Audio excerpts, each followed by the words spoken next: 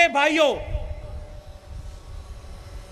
اس مجلس میں علماء بھی موجود ہیں، اس مجلس میں پیر اور مشائخ بھی موجود ہیں، جن سے معذرت کے ساتھ میں یہ عرض کرنا چاہتا ہوں، آؤ ہمیں یہ بھی سوچنا چاہیے کہ ہماری وجہ سے کوئی لوگ کبھی گمراہ نہ ہو جائیں۔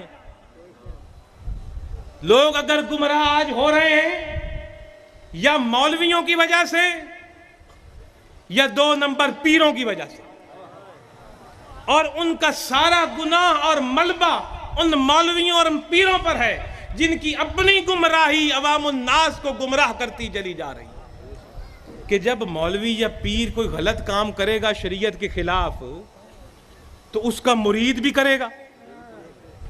جب لازمی بات ہے، پیر غلط کرے گا تو مرید بھی کرے گا۔ مرید تو کہتا ہے نا، ہر مرید کہتا ہے میرا پیر حق ہے، مریدی کا معنی ہی یہی ہے۔